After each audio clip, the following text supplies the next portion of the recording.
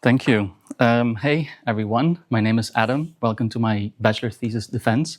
I hope you had a nice break, had a nice lunch.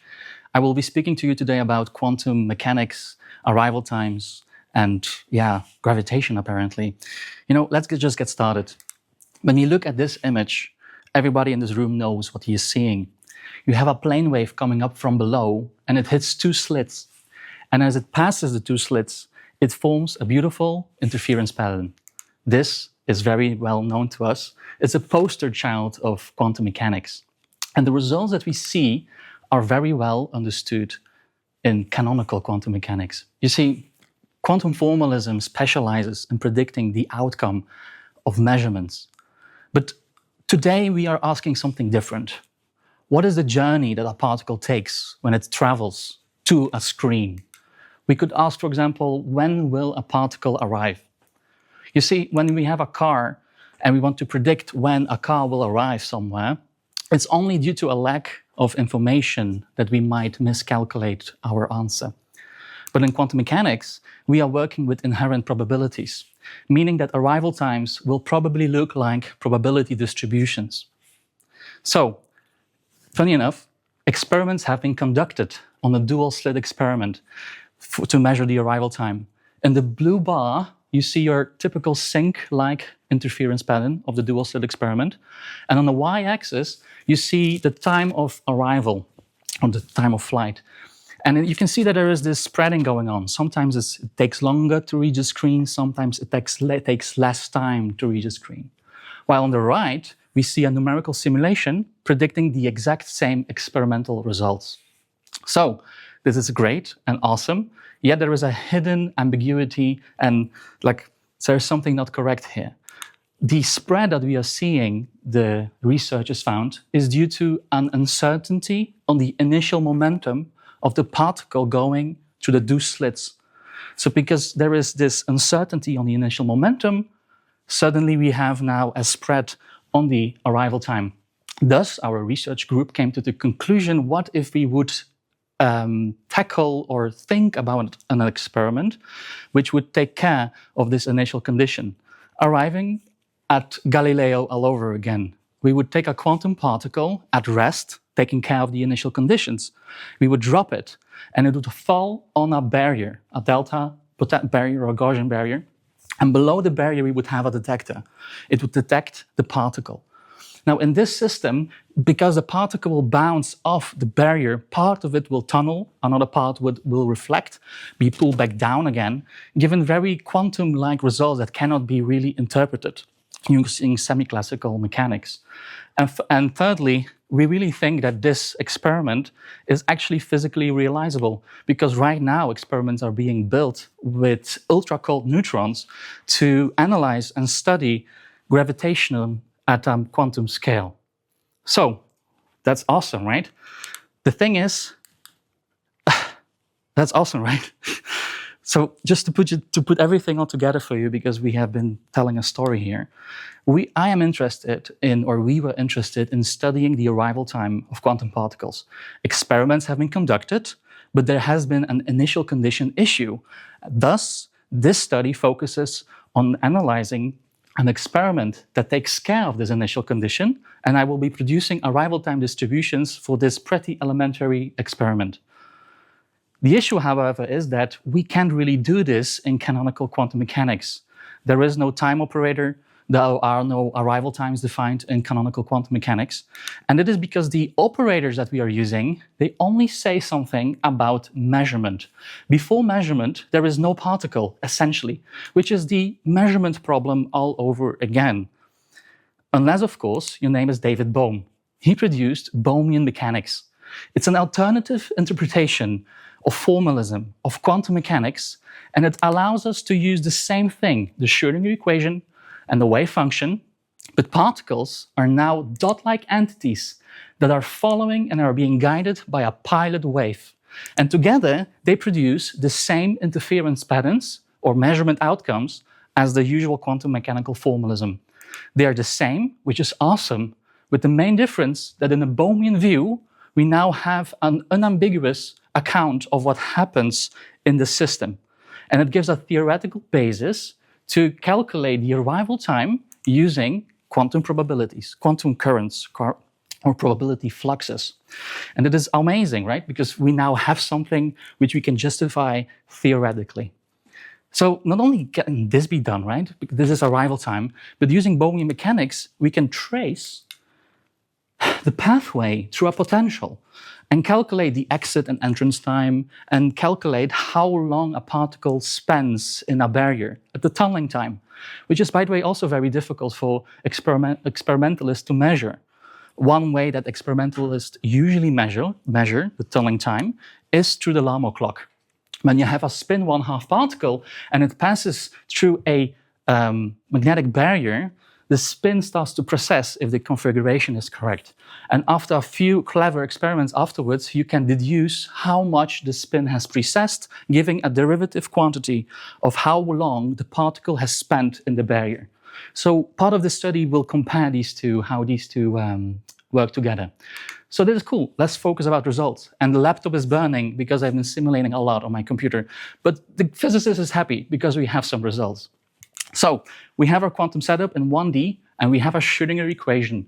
In it, we see the barrier definition, which is a delta barrier, but it can also be replaced by a Gaussian, for example. We also see the mgz, which is the linear gravitational potential. That's what we assume in this setup. To time evolve the wave function, we use, or I use, the split operator method, which involves splitting up the Hamiltonian into a potential part and a kinetic part, and sandwiching that with fast Fourier transformations for not only a quick way to propagate the wave function, but also to have a high accuracy. But to increase my accuracy further, I delved into the Yoshida method, which is up to 5th order accurate, or the errors at the 5th order. So how does this look like? Let's see. Python, NumPy, SciPy has been my toolkit. And we have a particle at rest at position 10, right, 10. The particle starts moving and is being pulled towards the barrier at 0. And part of it is now being transmitted, and the other part is reflected back. Gravitational time pulls back the quantum particle back to the barrier, and part of it is being transmitted, and the other part is being reflected. At position -5, we have a detector, an ideal detector, and below the detector, we ought to absorb the wave function to justify or to adhere to certain theoretical limits. We cannot allow backflow up the detector, for example. So when you take this simulation and you apply this, for example, to a Gaussian barrier or a delta barrier, which in itself is nice to look at and discuss, what you can do is you take these complex potentials, complex amplitudes, you put it into the arrival time definition, distribution definition, and you get graphics like these. When you integrate between two time points, you get the probability of finding the particle in that time interval, which is exactly what we needed to calculate.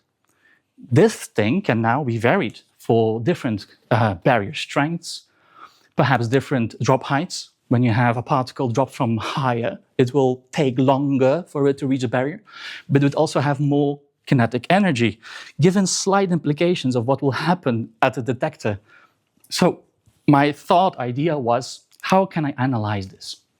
And I chose to analyze the arrival time peaks. I focused on the peaks, and let's take the blue ones.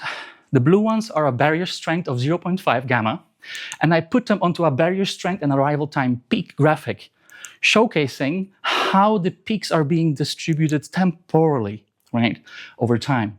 And for a delta barrier, it kind of looks pretty classic and maybe even trivial. But when you do it for a delta barrier, suddenly you get interesting patterns, right? What do we see? Well, at least I identify like nonlinear arrival times at the weak barrier regime.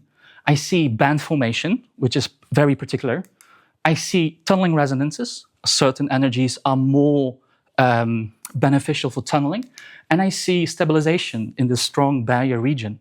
All these things can be analyzed and formally treated theoretically. That's what we believe. And physics experimentalists, we think, can now take this result, maybe apply slight changes to the simulation to confirm these findings, these arrival time distributions. This for a changing barrier strength. The same thing can be applied for changing, the same thing can be applied for, obviously, changing the drop height. But in this graphic, what we see is the analysis of the intensity of those peaks. So not the temporal distribution, but the intensity of these peaks. And again, it gives like very interesting things here, nothing, certain resonances. I won't be able to have the time to get into those right now. Other graphics for drop height, intensities and peaks are being analyzed. And lastly, another way to analyze these peaks, I was thinking to linearly fit them. Some of you might have seen that the arrival time peaks are decaying exponentially. When you plot these on a logarithmic graph, you can fit a decay constant through them.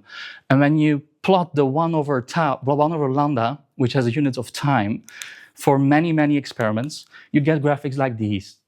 And we think, or I think, that this is an analog to the mean dwelling time of a wave function above or within the barrier. But we're not sure yet because we have a lot of nonlinear aspects happening in a Gaussian barrier. So that is like, I suppose, this can be discussed. A lot is happening here. But let's see. I have other results yet to show you, which I won't be able to really dive deeply into them. I suppose I have only 3 minutes left. So let's speed run through them, and let's see if I can just show you high level what's happening. The same thing has been conducted in 2 dimensions, the same simulations, which pretty much the same results. However, I was interested in applying a spin 1/2 to the system to see if I can do some spin 1/2 simulations, replacing the Gaussian barrier by a magnetic barrier, and thus to analyze the tunneling time. When you look at such simulations, you have a particle, which is represented by a spin up and a spin down half in superposition. When it moves through a barrier, one part is being squeezed and the other part is being pulled apart.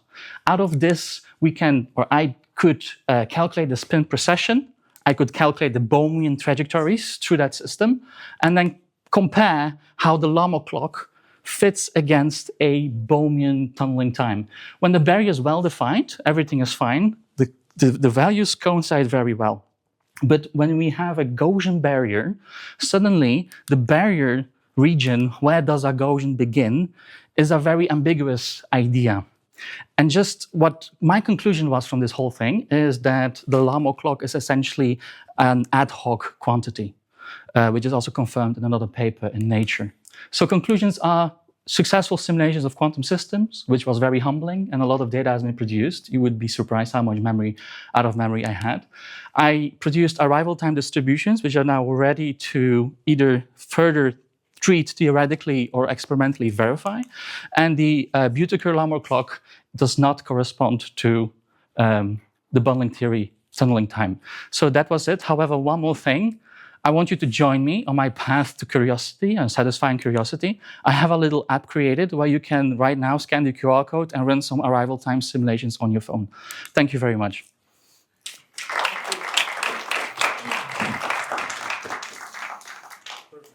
Thank you very much.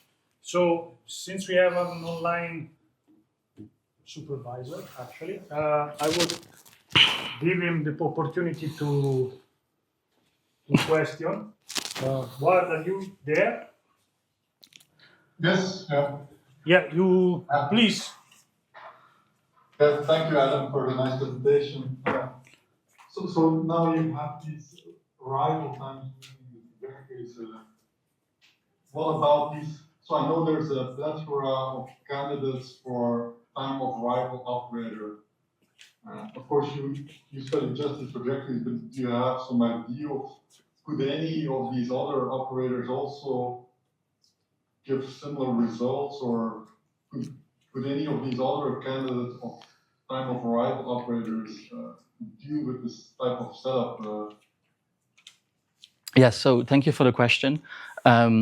When we are dealing with trivial systems, like for example in CERN, or when there is no barrier in between the shooting mechanism and the detecting mechanism, then a semi-classical approach is actually very good at predicting when a particle will arrive. I didn't study other time operators, only the Bohmian mechanical part where there are Bohmian trajectories. Thank you. So maybe one other small thing. So you said this Larmor clock gives different predictions than the Bohmian one. Yeah. And like, is there actually like a quantum mechanical justification that the alarm clock is actually a sensible quantity that would measure the tunneling time? It's a purely observable quantity, but does it make sense to regard that quantity as the time a part is spent in a barrier? yeah. Yeah, that's also a good question. So when we have two Gaussians, sorry, let me put it this way: spin is indeed a fundamental quantity, and that's awesome. But when we are speaking about how it interacts with spin and how much a spin precesses, we are suddenly entering into an ad hoc nature. We are pulling away from fundamental analysis, from first principles. So even though it says something about the influence on the spin precession, we're not really speaking about something derived from first principles. Yeah, thank you. Thank you. Yeah. So, that's all for me. Thank you. okay, thank you, Arde. So now, if the Renan wants, Yes, there is some time, I can do.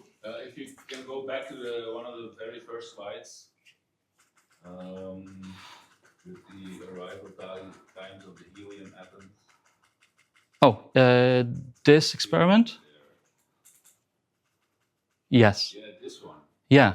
So on the horizontal axis, that's the spatial.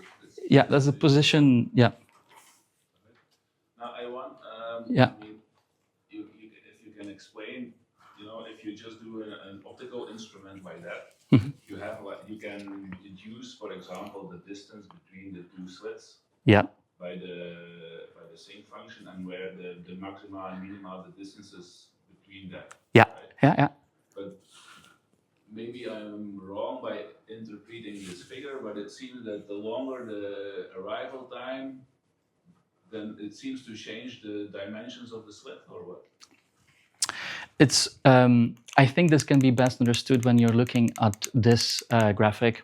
That is the Bohmian trajectories of a dual slit experiment, and when the speed along these lines is longer, it will basically spread. Like it will take longer for the same slit to fall on the measurement.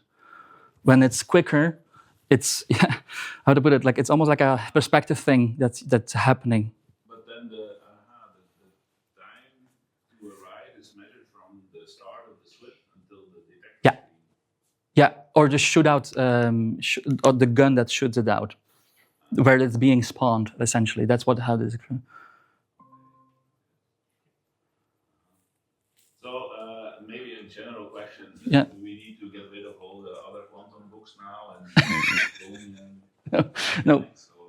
No, so these Bohmian mechanics gives us a realistic perspective on quantum mechanics.